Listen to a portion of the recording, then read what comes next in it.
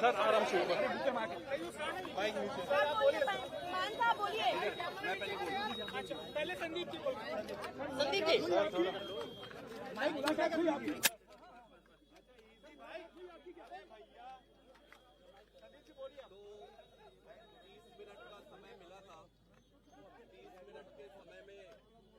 जैसे ही हम मिलने गए, मान साहब बहुत भावुक हो गए और मान साहब की आंखें भर आई, उनके आंसू निकलने लग गए थे।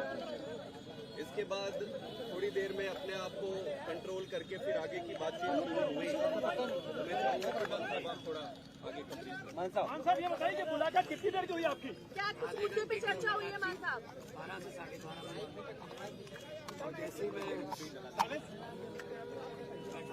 मुलाकात की जो कुर्सी थी तो बहुत दुख हुआ दिल को कि मतलब जो हार्डकोर क्रिमिनल होते हैं, जो अपराधी होते हैं, उनके वाली सहूलतें भी नहीं मिल रही हैं। मतलब क्या कसूर, क्या मतलब अरविंद केजरीवाल का कसूर क्या है? मतलब अस्पताल बना दिए, यही कसूर है। उसने मोहल्ला क्लिनिक बना दिए, यही कसूर है। उसने बिजली फ्री कर दी, यही कसूर है। उसने स्कूल बना दिए, यही कसूर है। तो आप उनको ऐसे ट्रीट कर रहे हो जैसे बहुत देश का बहुत बड़ा आतंकवादी पकड़ लिया हो। मतलब जेल का मैनुअल तो देखिए, जेल का मैनुअल देखिए, इसमें ये लिखा हुआ 102 क्लॉज है। इसमें लिखा हुआ है however the superintendent of the prison may allow well-behaved prisoners to have face-to-face interview after giving due consideration to security and other related aspects. मतलब इससे पहले चिदम्बरम साहब जब अंदर थे तो सोनिया गांधी मिलने आती तो उनको 1 to 1 एक कमरे में बिठा के वो मुलाकात कराते थे। आज शीशे के पार जैसे बहुत बड़ा कोई हार्डकोर क्रिमिनल जो है वो बैठा हो सामने, शीशे के पार फोन पे बात करवाई। मतलब हद हैरानी की। मोदी जी चाहते क्या है? मतलब ऐसे ये ट्रीटमेंट मिलेगी क्या? संदेशा बचाया को सामने नहीं हुई। शीशा लगा हुआ था, फोन पे उधर से फोन पे बात कर रहे थे और शीशा भी ऐसा गंदा शीशा कि शक्ल भी अच्छी तरह एक दूसरे की नजर नहीं आ रही। लेकिन ये जो चीज है ये बहुत ही इनको महंगी पड़ेगी, क्योंकि अरविंद केजरीवाल जो कट्टर ईमानदार है, जिसने पारदर्शिता की राजनीति शुरू की, बीजेपी की राजनीति खत्म की, उनको ऐसे ट्रीट किया जा रहा है। आज मुझे थोड़ा टाइम लगा अपने आप को संभालने में। मैंने अरविंद जी से पूछा कैसे हो, उन्होंने कहा चलो मेरी चिंता मत करो, ये बताओ पंजाब का हाल कैसा है? पंजाब में स्कूल बन रहे हैं अच्छे, पंजाब में जो गेहूं की फसल को मंडियों में उठाने का प्रबंध हो गए अच्छे, पंजाब में जो आम आदमी क्लिनिक अच्छे चल रहे हैं, पंजाब में बिजली फ्री मिल रही है। क्योंकि हम लोग तो काम की राजनीति करते हैं, हम नाम की राजनीति नहीं करते। एक सवाल तो मैंने कहा जी बिल्कुल पंजाब भी अच्छा है। असम में जाके आया हूँ, गुजरात जा रहा हूँ, कल दिल्ली में भी प्रचार करूंगा, कुरुक्षेत्र गया हूँ। तो आम आदमी पार्टी जो है एक सोच का नाम है। अरविंद केजरीवाल एक व्यक्ति को तो गिरफ्तार कर लोगे, सोच को कैसे करोगे उसकी गिरफ्तार? आम लोगों के लिए क्या संदेश है? आम लोगों के लिए क्या संदेश है?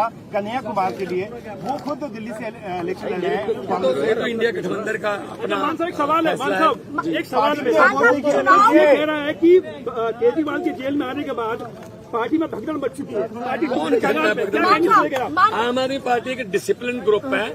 आम आदमी पार्टी एक बहुत ही मतलब डिसिप्लिन में रहने वाली जमात है। हमारी पूरी पार्टी एक साथ है, चट्टान की तरह हम अरविंद केजरीवाल के साथ खड़े हैं और आएंगे, बाहर आएंगे। और 4 जून को ये बात मेरी नोट कर लेना, स्क्रीन रिकॉर्डिंग करके रख लेना।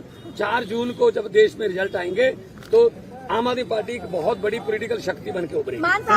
21 रिटायर्ड जजों ने चिट्ठी लिखी सीजीआई को, सर 21 रिटायर्ड जजों ने जब सर से मिले तो हम सबने पूछा कि सर आप कैसे, आपका हेल्थ तो ठीक है, आप कैसे हैं? उन्होंने कहा कि मेरी चिंता छोड़ो, ये बताओ कि जनता कैसी है। उन्होंने पूछा कि क्या जनता को फ्री में जो बिजली मिल रही थी वो कंटिन्यू है, मिल रही है। उन्होंने पूछा कहीं बिजली कट तो नहीं, पावर कट लग तो नहीं रहे। उन्होंने पूछा कि अस्पतालों में जो दवाइयाँ मिल रही थी क्या वो दवाइयाँ अभी भी मिल रही है। उन्होंने पूछा कि बसों में जो यात्रा हो रही थी फ्री में महिलाओं की, क्या वो अभी भी कंटिन्यू है। उन्होंने सारी चीजें पूछी कि दिल्ली का हाल कैसा है, जनता कैसे है, और हमने एक एक चीज उनको बताया। उन्होंने ये भी कहा कि अगले हफ्ते से वो 2-2 मंत्रियों को बुलाएंगे और 2-2 मंत्रियों को बुलाकर दिल्ली के सारे कामों का रिव्यू करेंगे। उसके साथ साथ उन्होंने मुझे ये भी कहा कि मैं सभी विधायकों से मिलूं और सभी विधायकों से मिलकर उनको ये कहूं, उनका केजरीवाल साहब का ये मैसेज उनको दूं कि वो अब अपने गली गली में, घर घर में, अपने एरिया में जाके जनता से मिले। किसी को कोई तकलीफ नहीं होना चाहिए, किसी को कोई दुख नहीं होना चाहिए। आज तक जितनी सेवा करते आ रहे थे उससे 10 गुना ज्यादा सेवा करना है। उन्होंने ये भी कहा कि वो जल्दी बाहर आएंगे और जब भी वो बाहर आए जो 1000 रुपए प्रति महीना सभी महिलाओं को देने का वो वादा और बजट पास जो उन्होंने किया है उसको वो पूरा करेंगे। मतलब पूरे समय वो सिर्फ यही पूछते रहे कि दिल्ली की जनता कैसी है, जनता कैसे है, जनता में क्या चल रहा है, सब सुखी तो है। सबसे बड़ी बात ये कही कि संगठन देख रहे हैं बहुत अच्छे तरीके से, और मेरी ड्यूटी इस बात के लिए लगाई कि आपने जगह जगह पे जाना है और इंडिया अलायंस की अगर कोई किसी स्टेट पे जाना पड़े इंडिया अलायंस के लिए वहाँ भी आप जाना है। तो ओवरऑल ये थी, उनको संविधान की चिंता थी कि देश बचेगा तो पार्टी बचेगी, संविधान बचेगा तो पार्टी बचेगी। 21 रिटायर्ड जजों ने चिट्ठी लिखी सीजीआई को, कहा कि जुडिशरी को बदनाम किया जा रहा है। 21 रिटायर्ड जजों ने चिट्ठी लिखी सीजीआई को, कहा कि जुडिशरी को बदनाम किया जा रहा है। देखो पता क्या है, देश में जो हालात हो गए हैं, किसी को पूछ लो, दुकानदार को पूछ लो, वो भी कहेगा गलत हुआ है, ये गलत हुआ है। अरविंद केजरीवाल को गलत उन्होंने अंदर करा है। ये सिर्फ और सिर्फ चाहते हैं विपक्ष ना हो, हम ही इलेक्शन लड़े और हम ही जीते। ये तो फिर पुतिन वाली बात हो गई ना, फिर डेमोक्रेसी कहाँ गई, ये तो डिक्टेटरशिप हो गई। इसलिए हम लड़ेंगे, देश के लिए लड़ेंगे, देशभक्त लोग हैं हम। और उन्होंने हमें ये अंदर से मैसेज दिया है कि बाहर जाके कार्यकर्ताओं को और सब एमएलए और मंत्री साहबानों को बोलो कि मेरी चिंता ना करें, जनता की चिंता करें, पब्लिक की चिंता करें। स्वाद ठीक है। देखो कौन सा कोई उधर दूसरी तरफ बिठा रखे थे, जब सोनिया गांधी चिदम्बरम को मिलते थे तो एक कमरे में बैठ के मिल लेते थे, प्रकाश सिंह बादल भी यहाँ मिलने आते थे तो कमरे में बैठ के मिलते थे। पता नहीं क्यों दुश्मनी इतनी है कि हमें आतंकवादियों की तरह ट्रीट किया जा रहा है। कोई बात नहीं, हम वो पत्ते नहीं जो शाख से टूट कर गिर जाएंगे। आंधियों को कह दो अपनी औकात में। Thank you. तो भगवंत मान जो कि पंजाब के मुख्यमंत्री हैं वो यहाँ पर मिले हैं।